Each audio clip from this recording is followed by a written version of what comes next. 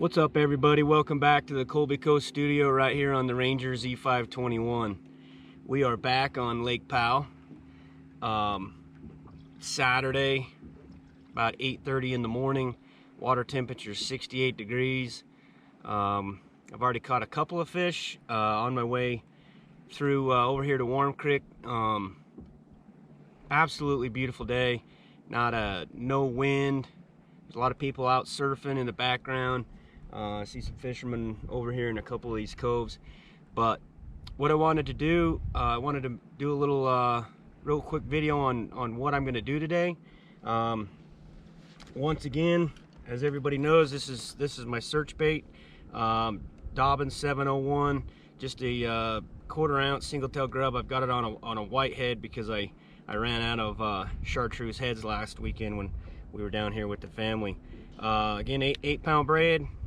I beefed it up to 10-pound fluorocarbon because there's a lot of shells and guaga mussels kept breaking off last weekend. So I beefed up the fluorocarbon leader to 10-pound. And you know what I'm going to do with this today, as I come into these coves, before I get into the backs off these shelves, I'm just casting this, just kind of fan casting, trying to get some of those bigger smallmouth. Last weekend we was able to get 3 3-pounders, which is pretty it's a pretty decent smallmouth for Lake Powell. I've never caught anything much more than 3.5. So this right here is specifically my bed fishing bait, and just my fan casting as we get into the coves, just kind of searching around for those aggressive smallmouth. Most importantly, what I want to do today is when I get back into these coves, there's 3 things that I'm going to do, because the fish are in kind of some random stages right now. There is some fish that are still spawning, so they're still doing their thing up on their beds, and then there's post-spawn and there's pre-spawn. There's still a handful of these pre-spawn, post-spawn fish that are starting to move out. They're still guarding the coves. So what they're doing is they're hanging off on the outside edges of these coves, and as I get in there, I'm trying to catch them 2 ways. One way is with the popper, which is an absolute riot. Super fun way just an absolute fun way to catch fish. This is a Strike King. I can't remember the exact model of this one, but this is a shad color. One of the keys to a popper, in my opinion, in any kind of popper, you got to make sure that you got some good feathers. These are chicken feathers. Chicken feathers are the best feathers as far as floating and repellent of the water. They don't soak up. But, there's 6 of them. That's key. There's got to be 6 feathers. In my opinion, there's three hooks, 6 feathers, 2 feathers in each gap of the hook on the back hook. Can't remember what kind of I did not tie those. I just know I can't remember what brand they are, but anyway, that doesn't come on the popper, so that is key on a popper in my opinion. And then just I like to use a short rod. This is a Dobbins 685 CB crankbaiting rod. It's got a short handle, 12-pound monofilament. Monofilament floats, fluorocarbon sinks, so I like to throw it on monofilament. Lew's reel. This is a Custom Pro, one of the older Lew's Custom Pros. I keep this spooled up with monofilament, and so I can switch it on any different rods. But anyway, back to the rod. This rod is key. It's just a little jerk baiting rod, short. A lot of people throw crankbaits, small crankbaits, square bills. It's a 685, so it's a 6'8", 5-power. So it's got kind of a stiffer tip, which you need, because most of the fish that you're going to catch on this popper are going to be bigger fish. They're going to be large, pretty decent sized largemouth, and you're going to need a decent, it means that it's so short, you're going to have a decent size, tip to really jab the hook in it, and then force them out of those coves. So that's one way that we're going to target them, which is one of my absolute favorite ways to target post spawn fish. And then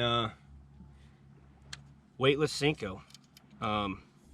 The key to throwing this Senko, in my opinion, my experience, is the rod. to throw a weightless Senko, you got to have a longer rod but a fast tip.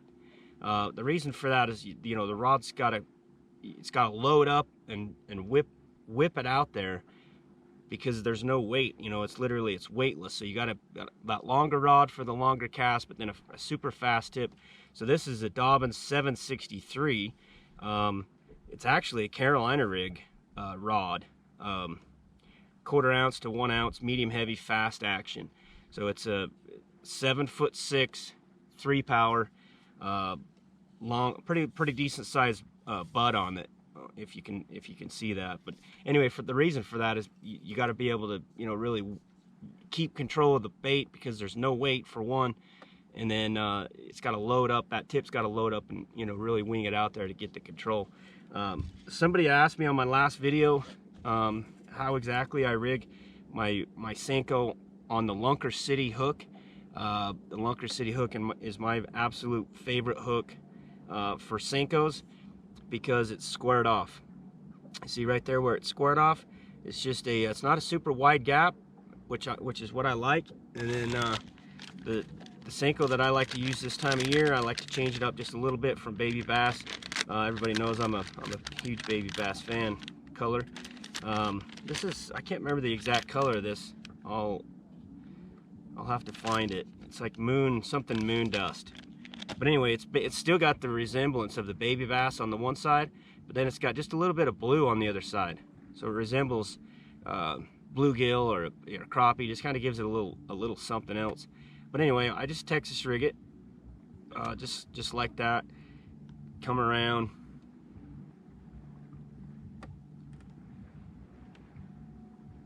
Pop it in there.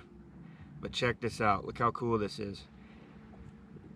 Rig it weedless, and that Senko sits on there so perfectly square, where if you had your typical wide gap, you know, Gamakatsu or you know, whatever, it doesn't matter, but just a wide gap that, you know, it's round, they're super round, and so your Senko has a tendency to come down like this.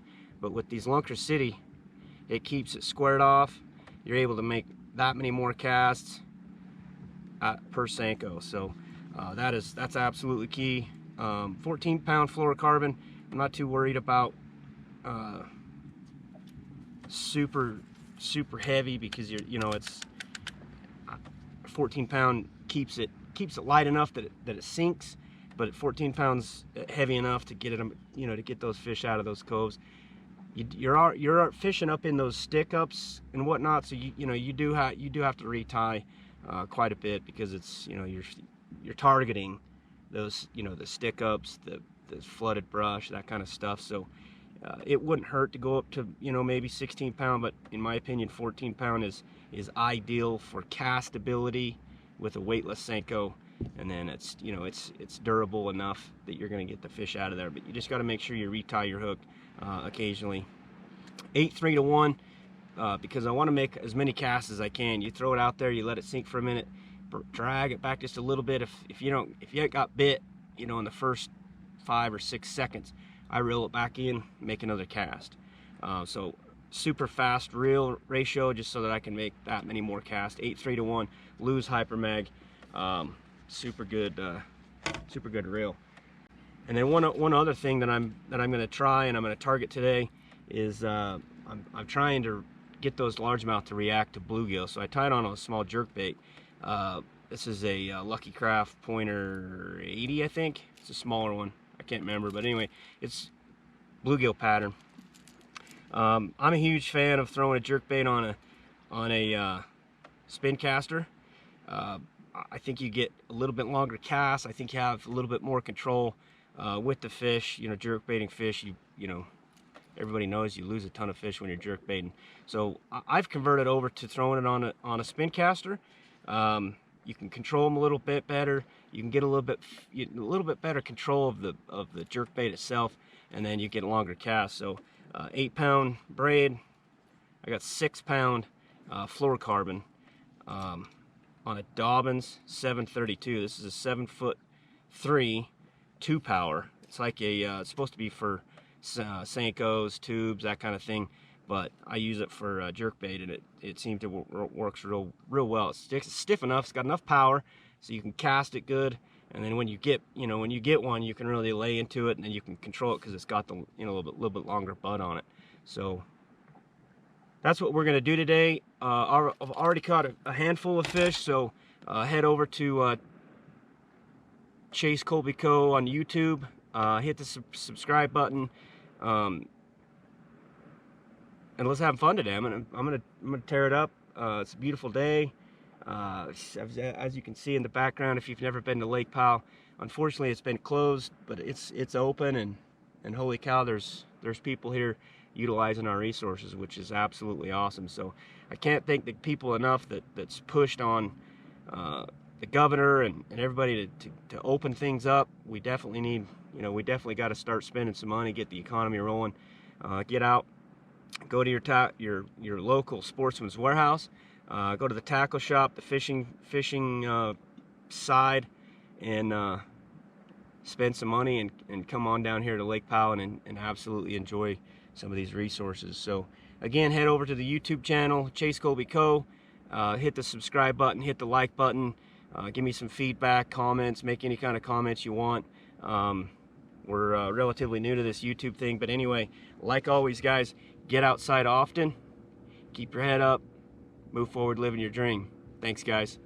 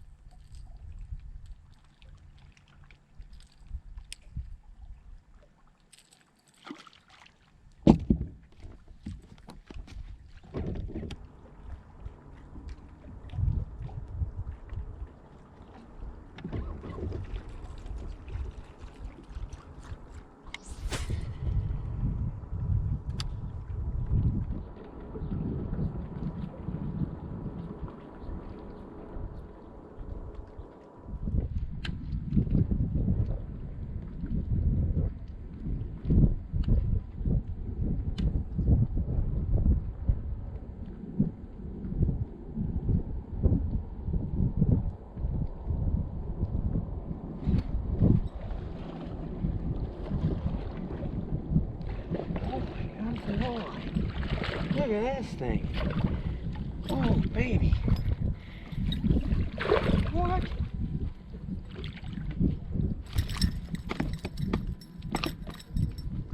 Walleye, boys. Holy shit, I'm scared of these things. I do not like these fucking suckers. Man, they're ugly. Goodness, look at these things. Dude, this is a good one. Holy mackerel. Look at that sucker. Look at the gnarly teeth. Rawr. These are what my kids call the tiger fish. We're eating that bad boy. Yeah.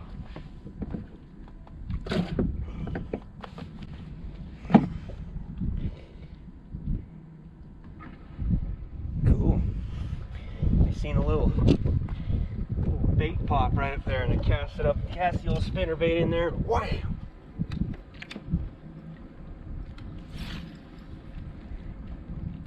That was cool.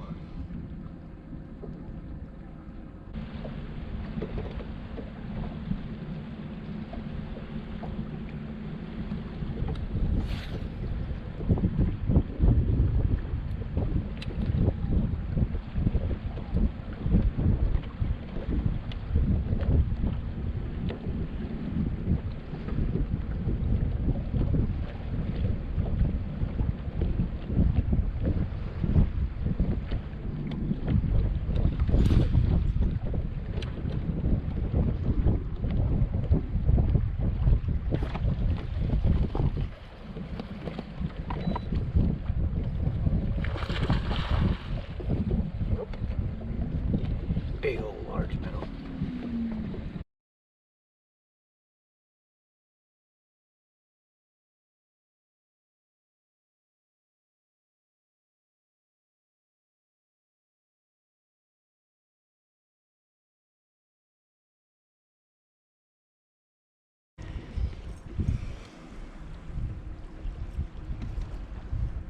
Dang!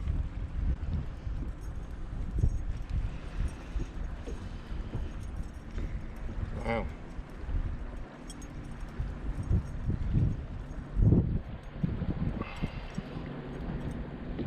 Jesus.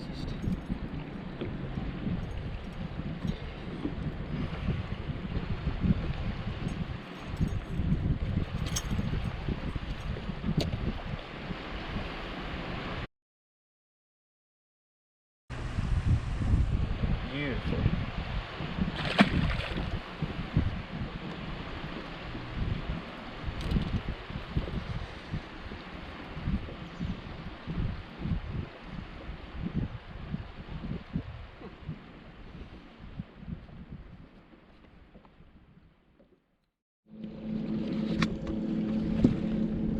So we caught a pre-spawn on a topwater, which the camera missed it because the SD card was full and it literally turned off right when I caught the fish.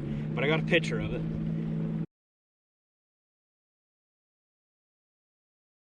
We had to adjust, come to the back of a canyon in a feed zone, and we caught a post-spawn. Now we got to go find us a spawner.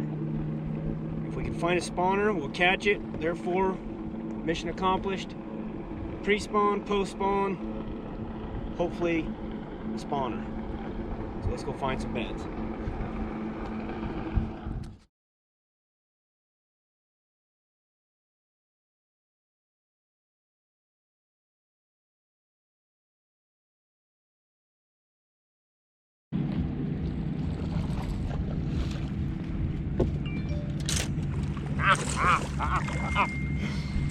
It's a dadgum stud, son.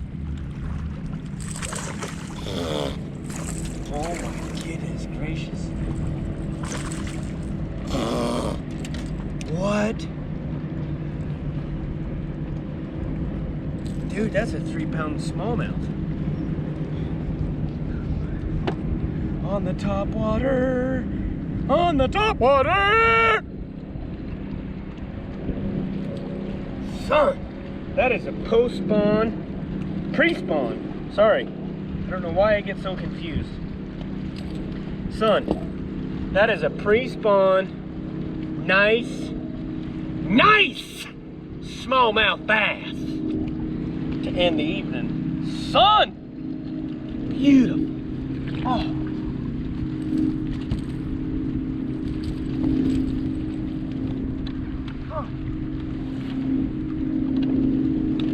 Bam!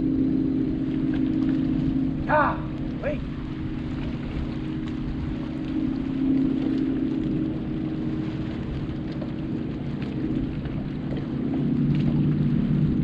Oh my gosh.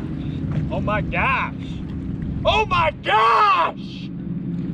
Talk to me! Woo!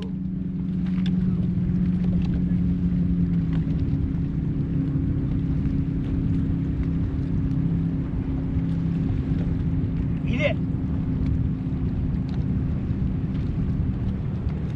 Eat it, boy!